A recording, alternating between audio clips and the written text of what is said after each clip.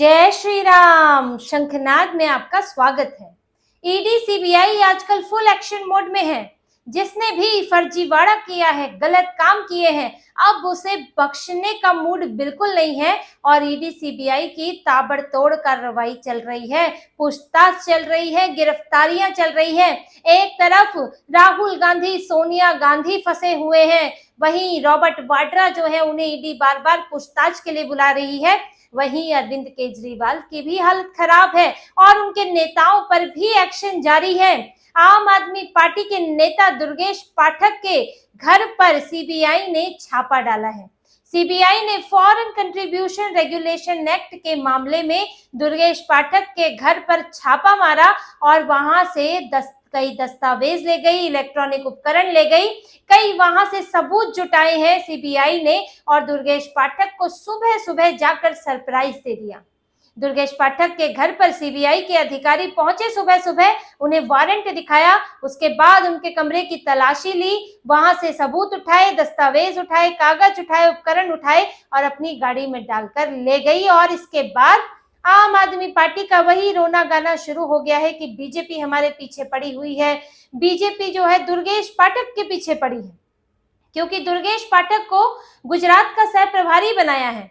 अरे दुर्गेश पाठक तो सह प्रभारी बने हैं, गोपाल राय तो मुख्य प्रभारी है, उनके घर पर छापा क्यों नहीं पड़ा? उनके घर पर अगर बीजेपी को गुजरात में आम आदमी पार्टी से डर लगता है, वो आम आदमी पार्टी जिसके पिछले चुनाव में जिसके लिए कहा जाता है कि उसने बीजेपी की एक तरह से मदद ही की और कांग्रेस के वोट काटे, तो बीजेपी को जिससे फायदा ही है वो उससे क्या बदला लेगी? और उसमें भी दुर्गेश पाठक, गोपाल राय को क्यों नहीं? वो तो मुख्य तौर पर गुजरात की जिम्मेदारी संभाल रहे हैं। लेकिन अब जो है इनके पास कहने को कुछ बचता नहीं है तो राजनीतिक कार्रवाई कह देते हैं। लेकिन देखिए दुर्गेश पाठक और इनके दूसरे नेता कई ऐसे मामलों में फंसे हुए हैं। अभी पंजाब में भी एक छापेमारी हुई थी इन्हीं के ही नेता पर, आम आदमी पार्टी के नेता पर। उनका भी इसी तरह का मामला है, फॉरेन कंट्रीब्यूशन से जुड़ा हुआ, मनी लॉन्ड्रिंग से जुड़ा हुआ। और अब दुर्गेश पाठक की बारी आई है और ये मामला बहुत गंभीर है। फॉरेन कंट्रीब्यूशन का मामला है जिसमें इवेंट फंडिंग के जरिए, पार्टी के लिए फंडिंग जुटाने के जरिए जिसमें हेरफेर की गई है। जो फंडिंग देने वाले डोनर्स हैं उनके नाम छुपाए गए हैं और यहाँ तक कि दुर्गेश पाठक ने जो लोगों से फंडिंग ली है उसका इस्तेमाल निजी तौर पर भी किया है, अपने निजी फायदे के लिए भी फंडिंग का इस्तेमाल किया है। और इसी पूरे मामले में जांच हो रही है और अभी तो सीबीआई शामिल है, कल को ईडी भी इसमें आ सकती है क्योंकि मामला ही कुछ ऐसा है। देखिए आम आदमी पार्टी की एक इकाई है आप ओवरसीज इंडिया, जिसका काम है कि विदेशी फंड पार्टी के लिए इकट्ठा करना, लोगों को फंड देने के लिए प्रेरित करना। अब इसमें अमेरिका, कनाडा और ऑस्ट्रेलिया से आम आदमी पार्टी के लिए फंड जुटाया जाता है, जिसमें ये इकाई जो है वो मुख्य भूमिका निभाती है। अब इसके लिए इन्होंने फंड जुटाने के लिए कुछ फंड इवेंट ऑर्गेनाइज किए थे, कनाडा में, अमेरिका में, ऑस्ट्रेलिया में ऑर्गेनाइज किए थे और इन्हीं फंड इवेंट में गड़बड़ी होने की बात सामने आ रही है, जिसमें एक फंड इवेंट में दुर्गेश पाठक भी थे, उनके पास भी इसकी जिम्मेदारी थी। 2015 में, नवंबर 2015 में कनाडा के टोरंटो में एक फंड इवेंट होता है और इस फंड इवेंट में 15,000 कनाडाई डॉलर इकट्ठे किए जाते हैं, आम आदमी पार्टी के लिए इकट्ठे किए जाते हैं 15,000 कनाडाई डॉलर। अब देखिए जब इसकी जांच हुई तो इसमें जो सीबीआई है, जांच एजेंसी है, उसको एक लिस्ट मिली। उसमें जो दान देने वाले लोग हैं, जिन्होंने डोनेट किया है, उनके हाथ से नाम लिखे गए थे और ये पर्ची ईमेल की गई थी आम आदमी पार्टी के नेताओं को। लेकिन जो बाद में फाइनल लिस्ट निकल कर आई है, आधिकारिक लिस्ट निकल कर आई है, उसमें इन डोनेशन करने वाले लोगों के, दानदाताओं के नाम है ही नहीं। अगर इन्होंने पहले, आप एक हाथ से लिस्ट बनाते हैं जिसमें लिखते हैं कि इन व्यक्ति ने इतने हजार डॉलर दिए, उस व्यक्ति ने इतने हजार डॉलर दिए, ऐसे करके आप 10 नामों की लिस्ट बना ले। एक हैंड रिटन लिस्ट बनाई, चलिए ठीक है, रॉ लिस्ट बनाई, लेकिन इतना तो दान उनसे मिल चुका। लेकिन फिर एक आप फाइनल लिस्ट बनाते हैं, कुछ छोटी छोटी लिस्ट बनती है, फिर एक फाइनल लिस्ट बनती है, उसमें तो उनके नाम होने चाहिए, लेकिन ऐसा नहीं था, फाइनल लिस्ट में वो नाम नहीं थे। तो अब सवाल उठते हैं कि क्या इन नाम के साथ इनका डोनेशन भी गायब हो गया? अगर किसी ने उसमें कुछ हजार डॉलर दिए थे तो वो डॉलर कहाँ गए? क्योंकि फाइनल लिस्ट में तो नाम है नहीं।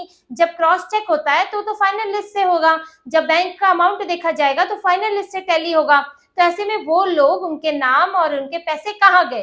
पहला सवाल ये उठता है। दूसरा सवाल कि वो लोग कौन है जिन्होंने ये पैसे दिए और क्यों उनके नाम गायब किए गए? क्या उन नामों से समस्या है, या फिर नाम ऐसे ही फर्जी है और डोनेशन किसी ऐसे व्यक्ति ने दिया है जिससे आप ले नहीं सकते? ये भी मामला बनता है। देखिए क्या किया जाता है, जैसे कि आम आदमी पार्टी पर इस तरह के आरोप लगते रहे हैं कि वो खालिस्तानी समर्थकों से, उनके सिंपैथाइजर से भी आम आदमी पार्टी को फंड आता है, पैसा दिया जाता है, ऐसे आरोप लगते हैं। हालांकि आम आदमी पार्टी से इनकार करती है। लेकिन अगर मान लीजिए कि किसी ऐसे व्यक्ति ने फंड दिया है जिसका खालिस्तान से लिंक है, खालिस्तानियों से लिंक है, और उसके नाम के बदले किसी और का नाम लिख दिया जाता है जबकि पैसा उसने दिया है, और क्योंकि जो आपने नाम लिखा है वो सिर्फ एक नाम है, उस आइडेंटिटी का कोई व्यक्ति नहीं है, आप उसकी पहचान नहीं बता सकते, इसलिए आप आधिकारिक लिस्ट में उसे शामिल नहीं करते हैं। ये कॉन्स्पिरेसी की भी एक अंदेशा जताया जा रहा है कि ये भी हो सकता है कि ये जो नाम दिए गए हैं ये एक ऐसे ही फर्जी नाम है, डोनेशन किसी और ने दिया था, आपको उसका हिसाब तो लिखना ही था, हिसाब तो रखना ही पड़ेगा, इसलिए फर्जी नामों पर उसे चढ़ाया गया है। क्योंकि कल को ये डोनेशन देने वाले को बुलाया गया तो वो तो आ ही नहीं सकता, क्योंकि वो तो कोई व्यक्ति ही नहीं है। तो इसमें ये दो मामलों की जांच हो रही है कि वो आदमी और उसका डोनेशन कहाँ चला गया, और जांच एजेंसियों को शक है कि इसमें ऐसा डोनेशन भी आया है जो नहीं आना चाहिए, जो कि सही स्रोतों से नहीं है, उसको छुपाने की कोशिश हो रही है। अब देखिए 2016 में एक और इवेंट होता है, ऐसे ही एक फंड इवेंट होता है, टोरंटो में ही होता है, और इस फंड इवेंट में करीब 11,700 के करीब डॉलर इनको मिलते हैं। अब उसमें से ही ये अपना खर्चा भी निकालते हैं, 3800 करीब जो है डॉलर, 3800 डॉलर करीब ये इवेंट का खर्चा बताते हैं, और डोनेशन में से ही काट लेते हैं उस खर्चे को। अब इसके बाद करीब बचते हैं 7400 डॉलर, और उन 7400 डॉलर को ये लोग आपके जो वॉलंटियर्स है कनाडा में, उनके जरिए आम आदमी पार्टी के भारत के बैंक में ट्रांसफर कराते हैं, और इस तरह से ट्रांसफर कराया जाता है ताकि ये लगे कि इवेंट में शामिल 200 लोगों ने वो पैसा जो है आम आदमी पार्टी को भेजा है, जबकि वो आम आदमी पार्टी के कार्यकर्ता ट्रांसफर कर रहे हैं। वो लोग नहीं है, वो 200 लोग नहीं है जो इवेंट में आए थे, उन्होंने तो ये ऑनलाइन नहीं भेजा है, उन्होंने या तो कैश के तरीके से दिया है या किसी और तरीके से दिया है, और बाद में उसे ट्रांसफर किया जा रहा है। जबकि आम आदमी पार्टी ये दावा करती है कि वो विदेशी फंड या तो ऑनलाइन पोर्टल के जरिए लेती है, चेक के जरिए लेती है। अब अगर किसी फंड देने वाले ने चेक दिया था तो आपको वो चेक उसी के नाम से होना चाहिए, वो चेक आपके, वो पैसा आपके कार्यकर्ता वॉलंटियर के नाम से क्यों वहां पर गया है? दूसरी बात, अगर वहां पर कैश दिया गया था तो और संदेह पैदा होता है कि कैश तो यानी ब्लैक मनी का भी हिस्सा हो सकता है, तो कैश तो आप ले ही नहीं सकते इस तरह से, वो भी विदेश में जाकर।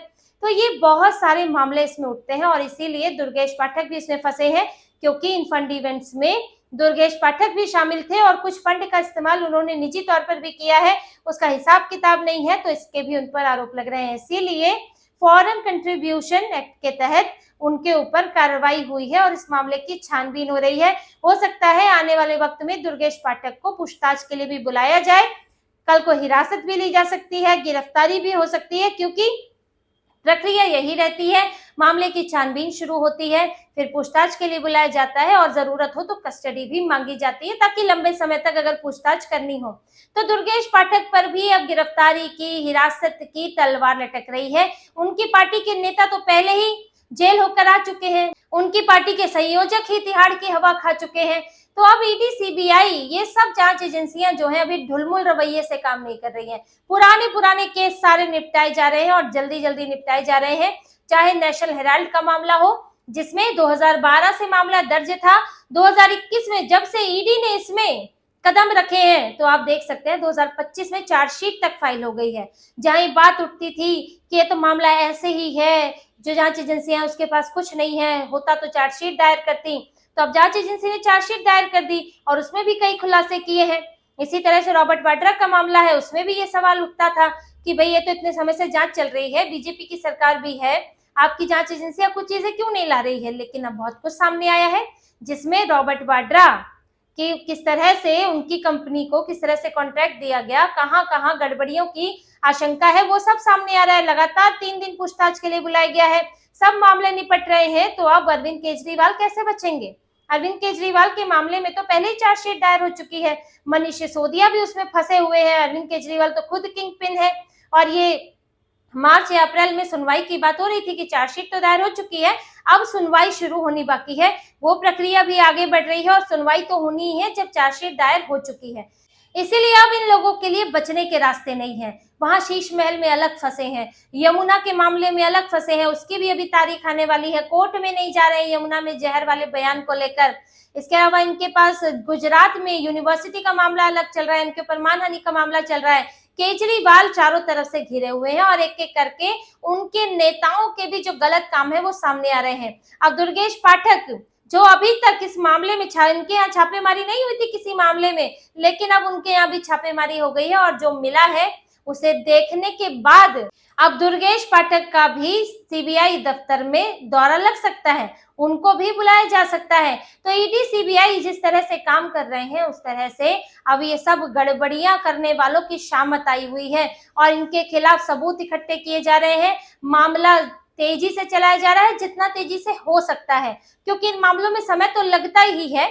ये इकोनॉमिक ऑफेंस जो होते हैं उनमें सबूत जुटाना, कड़ियां जोड़ना, गवाहों से बात निकलवाना, ये सब चीजों में समय लगता है और कोर्ट में आपको पुख्ता तौर पर जाना होता है, वरना वहां पर इनके लिए जमानत पाना आसान हो जाता है।